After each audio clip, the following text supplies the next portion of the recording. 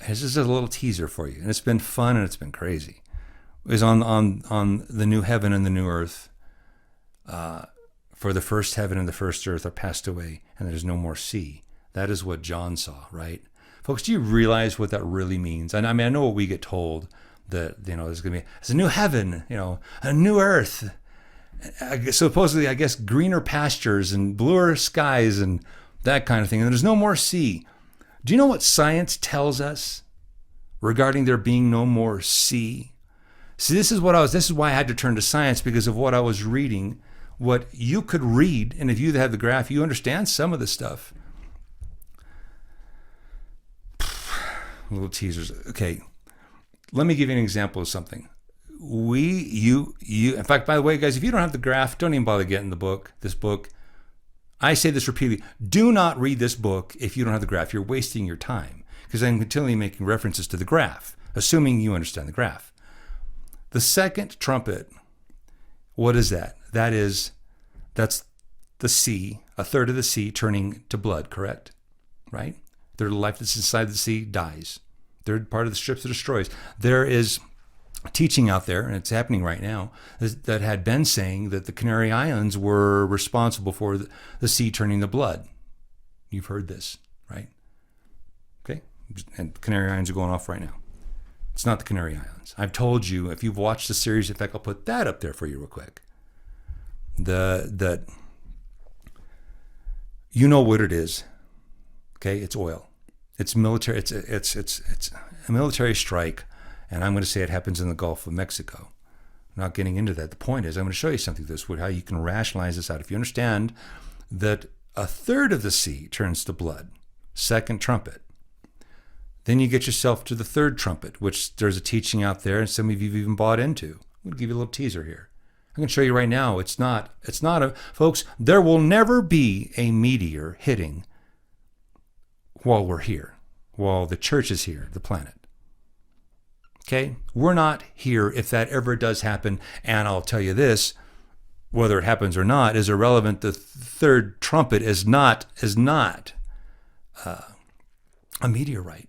Follow with me. So what happens? So the waters become poisoned on the third trumpet, do they not? The rivers of waters, men drink of it, and they're dying. So they're poisoned. Now, that's fallout. So follow this. I'm not going to start teaching. I'm just going to show you something which you can learn here. So you get second trumpet, third of the waters, the ocean, blood. Described as blood. Third trumpet, poisoned waters. Correct? The first thing I want you to see, to know that's interesting. This stuff I just keep seeing. It becomes harmonic. Is you have two witnesses also doing what? One of their plagues is turning the water into blood. Right? I'm not going to get into who the two witnesses are. You guys should know that too. Point is, man is apparently also turning the waters to blood. It's kind of funny how in the one hand it could be the Canary Islands, and the second hand it could be man. Well, it's not can be, it's man. But do you have both really going on at the same time? Then you get to midweek. Now, what we're dealing with the vials. Here's another mistake people make. You'll hear them say this, that they'll take the vials and they'll overlay them on top of the trumpets because it appears they go in the same order, rather than the vials being the last half of the week. They put them and try and lay them on top of the whole thing. And here's why they do this. Listen to this. You're going to find out the error in this too. This is explained in the book. This has been the last couple of days. It is so filled with so many powerful. Anyway, so second trumpet, waters a third of the ocean turn to blood. Second vial, you've now hit midweek. We know what has happened. An actual Holocaust in comparison to what this was. This is even greater when you hit midweek. What do you have on second vial? The whole ocean turns to blood. It's not a third anymore. You follow me? And every living creature that was in the sea that had life died. No more. Okay. What does it say? And it says it becomes the blood of a dead man, doesn't it? Look it up. So you got the second vial, becoming the blood of a dead man, and every living creature inside the sea had life died. They're all dead. Everything. What is the blood of a dead man? Here we go into science again, which is why I have to refer and make sure everybody's getting the real truth. I'll give you a little teaser. Some of you can look this up. You might want to get the book. Hey, just get the book. I've done the science behind it too. Think coagulation. Think clotting. That's the C on the second vial becomes the blood of a dead man. And the whole thing's gone. Remember what we're told? I opened it with saying, and there was no more C. So then what happens? Say, so second trumpet, and then we got second vial. Whoa, the whole thing's gone as opposed to a third of it. Third trumpet, poisoned waters. Third vial, bloody waters that the men are drinking. Hearing me? Are you telling me that's another meteorite? We've had another meteorite. So it's not, the waters are poisoned right here. It doesn't say exactly what it is. Here now they turn to blood. We've had midweek what this was in first trumpet. Midweek is what happens here. And we have literally Holocaust. I explain all this, folks. I tie it all, it becomes very powerful. And you'll also see, understanding, you're just seeing the same thing again happen midweek, though this time is wild. And the exact same thing is happening again, the exact same order, and it's not another meteorite. Wormwood has nothing to do with a meteorite, folks.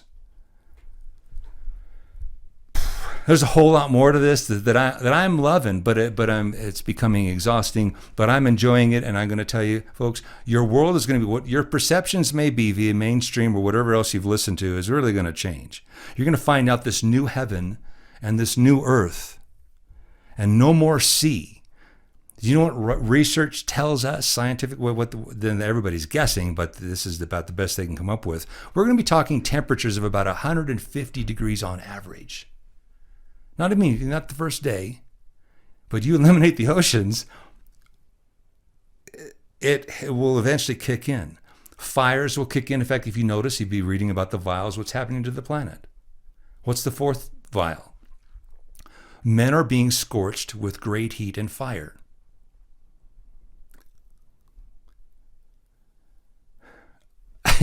You eliminate the oceans, folks. This place is not going to be what I think everybody said. And in fact, you'll find out at the sixth seal, which is what links to the New Jerusalem, heat is already a play. You'll find that, as you probably already will know, that the New Jerusalem is tied to the sixth trumpet over and over and over. The sixth seal, over and over and over and over again. Over and over and over again. It's a powerful read, folks, but it does throw away everybody's ideas on where we think we're headed. But it's going to be spectacular. And that's what I've been working on, and I think I need about another month. So I'm engulfed every day. Next thing. There's been more happening behind the scenes that I would like you intercessors to pray for, or you just think you want something to pray for. We are being attacked. So I don't know, I haven't asked in a long while. I'm asking for your prayers. My mother-in-law, Elizabeth's mom, as of last month, we've been battling cancer. And I've been doing all these different things, and that's kind of aside from the point. And Elizabeth had cancer several years ago. And I really went to researching the alternative therapies, and we got rid of it within about a week. There are things out there you can do that are alternative therapies that you're not going to hear from your doctor. And there's what's called the Garrison Therapy. It's powerful. It's juicing. I know some of you don't want it, and it doesn't matter. And then you got vitamin C, sodium ascorbate, and then you got copper, and there's lots of different stuff. And we had her. She's cured in a week. No more cancer. We're going at it with her to town, but now here's where we're at. We reached a junction. Let me tell you what happened just as of a few days ago. This apparently is a very rare cancer. It's a lymphoma that's going into her sinuses. Every story that we've ran into, the person dies. I didn't know that. I don't want to hear that anyway. Nor does my wife want to hear it. But a few days ago, I went to bed. I'm going to bed. And I have this thought that this feeling, this overwhelming feeling, because I'm asleep, half asleep, mind you. And when I'm asleep, that's kind of all I ever want to do, sleep. But I'm trying to go to sleep, and then it hits me that mom is dead. And it scared me. And I thought, is this me? I'll give you a little hint on something, folks. When you're having the thought, was that me? Maybe it probably was God. Because you generally know the difference, or should know the difference between what is you and what is God. I mean, I can figure out most of the day, what's me and what's God. I didn't want to deal with it. I wasn't sure. I realized I was kind of out of it, so I didn't want to even contemplate it, and I go to sleep. Again, folks, this is storytelling. You jump a little farther, about 10 more minutes from now, you'll hear where we start getting into where we're at. So if you don't want to hear storytelling, just whatever. I wake up the next morning, having forgot completely about the previous night. I wake up, and within seconds, I am feeling the feelings I had a week or two before my dad passed, and I knew he was going to pass. We knew he was going to go.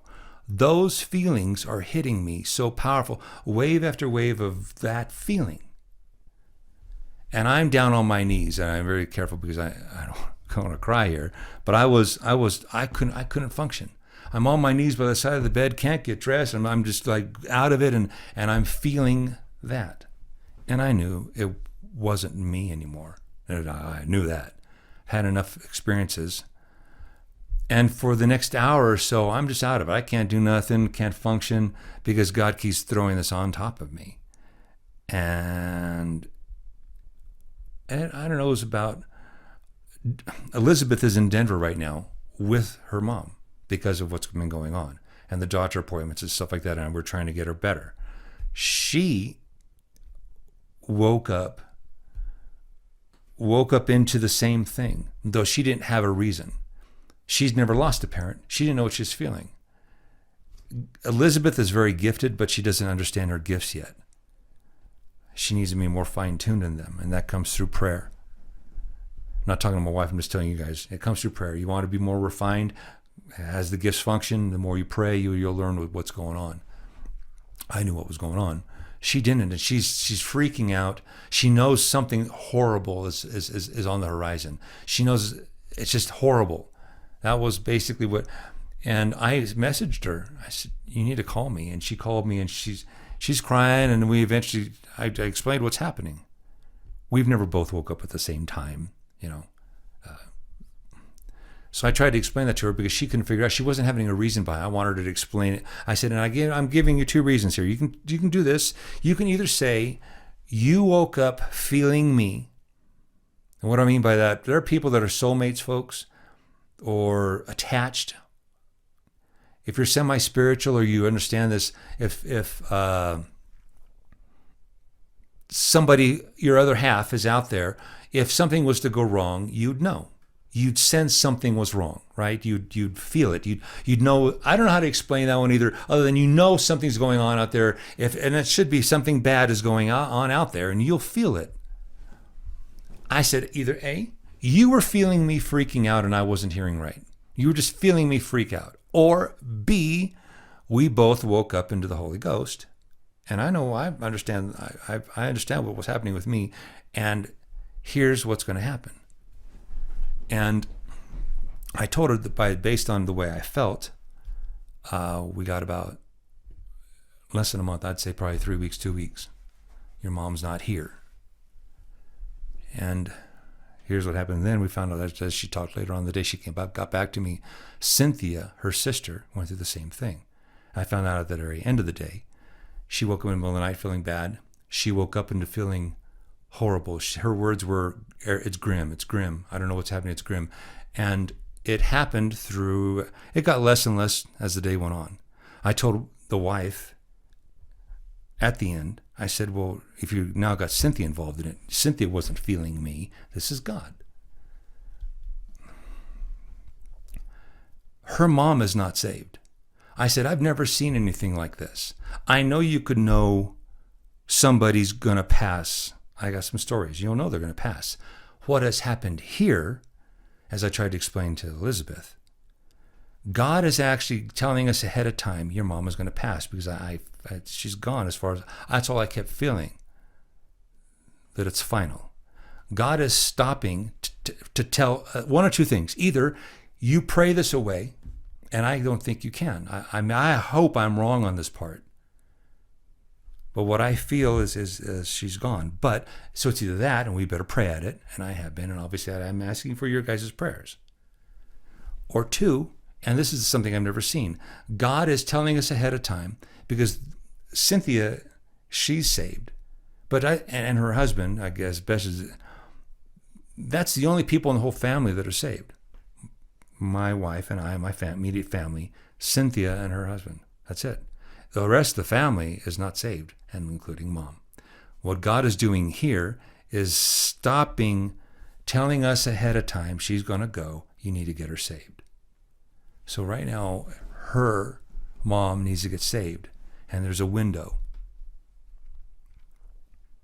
Now, there's more to this, but I just kind of just wanted to bring it down in a nutshell. I've never seen God do this, tell you ahead of time, making sure that there's this window to where you have time to get mom saved or a person saved. And as far as I'm concerned, it's a done deal as long as Elizabeth leads her to the Lord. Okay, so that's what's been going on. That's been going on over the last month. Coincidentally, if you'd went to Facebook, you'd have seen what happened a month ago. Actually, the day or the day after the Day of Atonement, I posted on Facebook a post, and it's basically my former pastor passed away. I have 3 former pastors: Danny Davis, Lauren Sanford, and another that I've never mentioned. Lauren Sanford is the one that went. If you went to Facebook, you saw that. It happened coincidentally. Again, like I say, coincidentally. I know there's a lot of people that are skeptical, but if you understand what the Yom Kippur is, the Day of Atonement, it is the day that God is said to decide your fate for the rest of the year, your fate. And as I was trying to explain to the wife, I said, you don't just leave the earth. Nobody just leaves the earth, folks. Especially somebody who has a call or that, and not that they're any better, but you only have so many. There are roadblocks in everybody's life. You're gonna hit junctures. I can tell you some definite junctures in my life that if I had taken the wrong turn, I wouldn't be here today. I would be damned. My call would have been rejected, and I would have made the wrong decision. Right now, this book, I know I have to write. I know I have to write Daniel after that. And you get to say yes or you get to say no. As I was trying to explain to her about my ex-pastor, I said, you're not just talking about a guy who's taken out of his family, and the wife is now in mourning, and the kids and everybody else is now mourning. And when I mean mourning, I've never seen 2 people in love quite like this. I mean, the Lauren would brag about how he had never, ever even been tempted by any other woman because that's how much he loved her. Amazing. My wife's my fantasy. I don't know if you ever guys. Point is, you don't see many people like that. And so they were married for 50 years. And she's now in mourning. Serious heartbreak. So when God takes somebody, it's not just, and now you've got somebody who's a pastor, right? And Lauren Sanford was the pastor of the church when he was gone. Church kind of was gone. When he was there, church was there. I'm pretty sure God knows this church is now over with. So why does God do that? Why does God would allow a whole church? These are things I want you to think. I have the answers, at least to a certain extent, regarding why. And I would just say there were decisions that were not made. I had a night encounter about 3 weeks ago. I don't get night encounters, folks. The last night encounter I had was last year, sometime kind of around the same time of year. It had to do with the 75 days. This one was more about my call, though it did involve other ministries. In fact, that day I was complaining, sort of, I guess is the way to, I was talking with I call that guy the big raven that takes care of everything here. And I was mentioning about how I was kind of upset how God, when I went on the TV, folks, I never realized how many bridges I would burn. So I got kind of upset.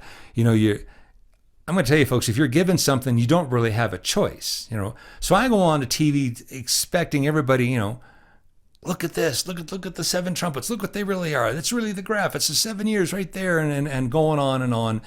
And every single teaching was burning bridges against other people, other ministries. And the biggest of the biggest knew the ministry. They did. I don't want to tell you stories. I had so many things happen in the background that I've never really talked about. I just want you to trust me. Everybody that was at least in the same type of ministry, I can say that was well aware of end time insights. And I got upset. Why did you have me burn every single bridge? Part of the only part I'm going to tell you, because I said it had to do with my call. And again, I don't get night encounters. I've only had a few in my whole life. I'm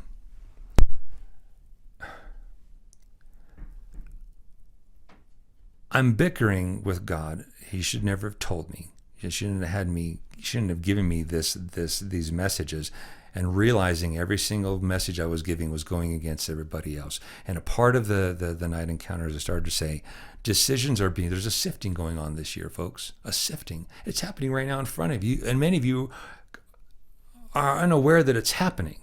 I could probably say I'm unaware, but yet if I open my eyes and look, I can tell you right now, all the false prophets that are prophesying, thus saith the Lord, and doubling down and tripling and quadrupling down, and you name it, they've been down, and they're still going, Trump's coming back, and all this stuff. And some of you listening to him. God is allowing these people to do this. And in the end, you're going to know who was hearing. You're going to be able to say, you kept saying, oh, he's coming back on Air Force One. I was supposed to know it by such and such a date, right? It wasn't August and all this stuff. You guys know these prophecies. You know them better than I know them. A sifting is happening. And when I went onto television, choices were being made that I never really knew were happening.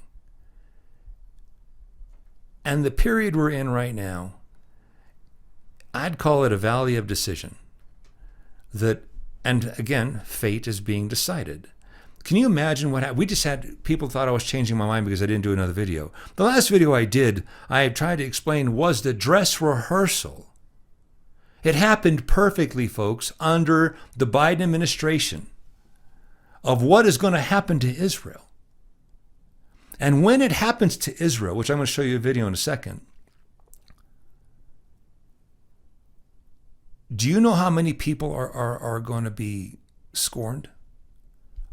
It's not going to have anything to do with me. It's just going to have to do with you made decisions. You made choices. Everybody gets to make choices. I, again, believe that had to do with my former pastor. And now his ministry could go nowhere where it was supposed to go. Let me just say, I don't want to even say too much. Don't anybody talk. If anybody's going, he was my former pastor. Anyway, it's enough. Decisions are being made, and when this stuff starts happening, I think right now we are in a period that it's going to be until about next year, and around Nissan, everything's going to start getting a little crazy, if you want to call it a little crazy. Under this administration, by the way, has anybody seen Biden recently? I mean, all I'm looking at is a ghost with a bunch of red spots on his face, and this guy looks dead to me already. I wouldn't be surprised if Harris is in his place. I really wouldn't. But this administration is now, I've said this, they want a two-state solution. Michigan Democrat Congressman Andy Levin introduces controversial legislation calling once again for a two-state solution to the Israeli-Palestinian conflict. The bill ostensibly aims to quell the violence, but contains several questionable measures, including turning over Jerusalem's Jewish quarter, Western Wall, and Christian holy sites to Palestinians.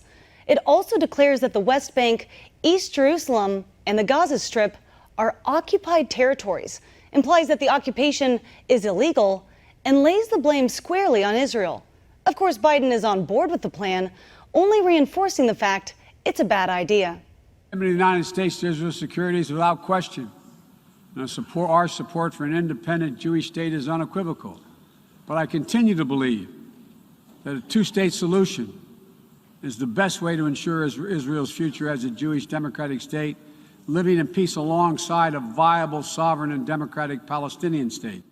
Professor, we were finally seeing a move toward peace under the Trump administration. At long last, so many presidents had promised to recognize the capital of Israel as Jerusalem. President Trump got it done.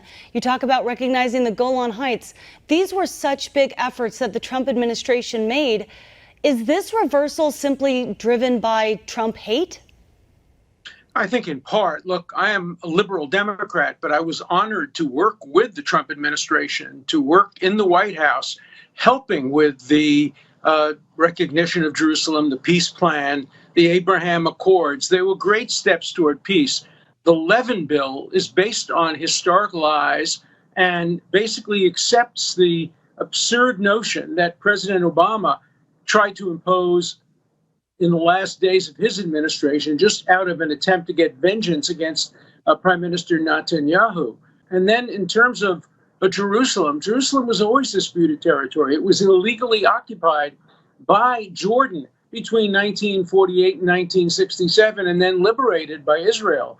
And the idea that the holiest place in Judaism, the Western Wall, the Hebrew University, the Hadassah Hospital, the Jewish Quarter, are illegally occupied is a figment of President Obama's administration, now imposed by Congressman Levin. It's just a lie, and it will hurt peace. It will set back peace. I see us right now in the Valley of Decision. People are being sifted. People are digging their heels in, and choices are being made. And that was a part of what happened to me a few weeks ago regarding my little night encounter and my call that I've never had an answer for, and now I do. Okay, I want to keep you updated on what's going on. I am now engulfed in this book. I will get it done as fast as I can. Writing a book is complicated. It's not just you write. When you're teaching, you have to build your foundation, your premises, and you just can't jump to here or to here. You got to lay it all out, and it's complicated. So I need prayer on that, and it's God is writing the book. I feel like the prophets of old when they sat down to write and were moved by the Holy Spirit. Anyway, I will get another video out as soon as I can. That's what's been going on. My apologies for taking so long to get back to you. Hope you guys have a blessed day. Look for more to come until next time. Take care and God bless.